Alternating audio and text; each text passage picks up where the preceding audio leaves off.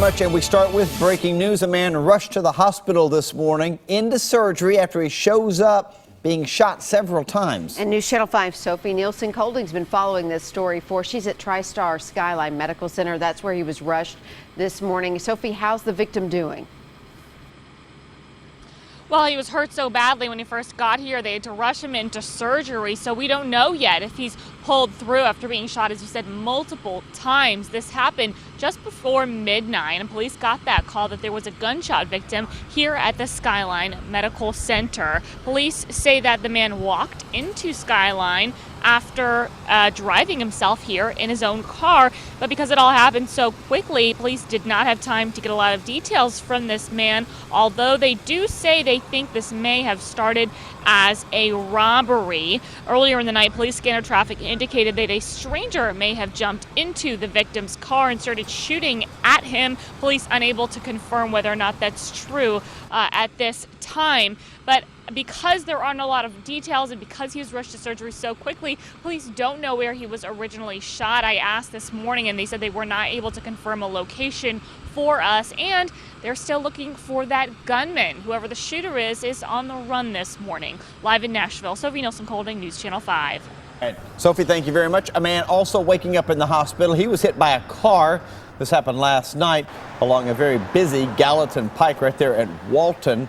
We're told the man was hit by the car just after he got off the bus. He was taken to the hospital. We're told he's going to be all right. Good news there. And the driver is not facing any charges. Amy? We're learning more about a serious hit-and-run crash in Donaldson, and the victim was legally blind. The driver who hit him still has not been caught. David Lloyd is in critical condition this morning. Investigators tell us the 55-year-old was hit while crossing McGavock Pike near Lebanon Pike Monday night. Police tell us the vehicle was black and is now missing a driver's side mirror. If you know anything, call Crime Stoppers 615-74-CRIME.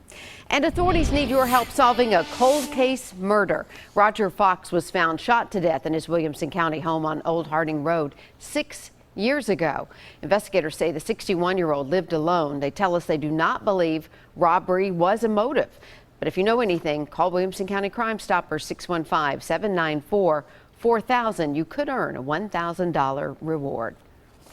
A disturbing rape arrest to tell you about in Clarksville.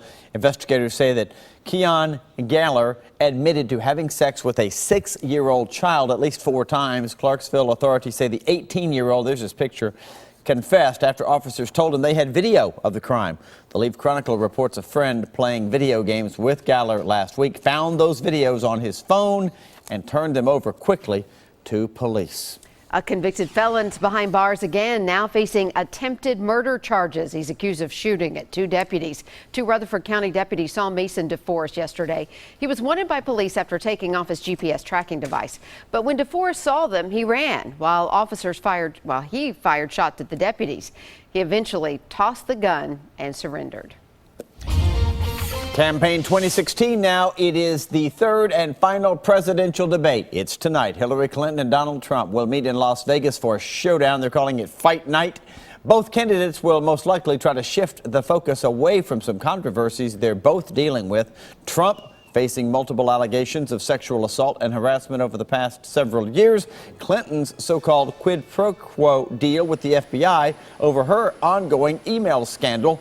3 weeks until Election Day, and the latest CBS News poll shows Clinton leading Trump by 9 points nationally. 3 weeks until the election. Can you imagine that? Yeah, that's all now, suddenly. But you can already start voting in the presidential and statewide general election in Tennessee today. Officials are expecting a huge turnout this year. News Channel 5's Matthew Torres right there at the Sunny West Auditorium. And I know poll workers have been getting ready for weeks now. But Matthew, big crowds coming.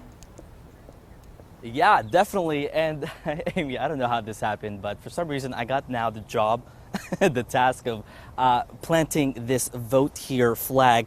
Poll workers have actually arrived. There you go. I was worried I wasn't going to get that right.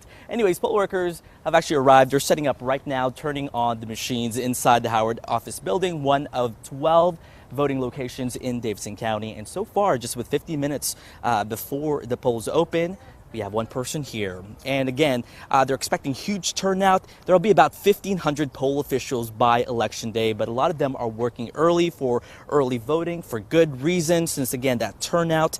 Depending on their position, some poll workers are actually still going through training right now. It started after Labor Day and will continue just before the end of early voting. But the local election commission spokespersons say they are all ready for today. Again, there are 12 voting locations, and you can go to any of them. If you have a family member or a friend that you want to vote with and they live in a different part of town, it's okay, because during early voting you can go any location. And booths will again open at 8 a.m. today, will last until November 3rd. Election day is obviously November 8th, but we will stick around. We are obviously by the doors right now, waiting for people to arrive and waiting for the polls to open. Reporting live, Matthew Torres, News Channel 5.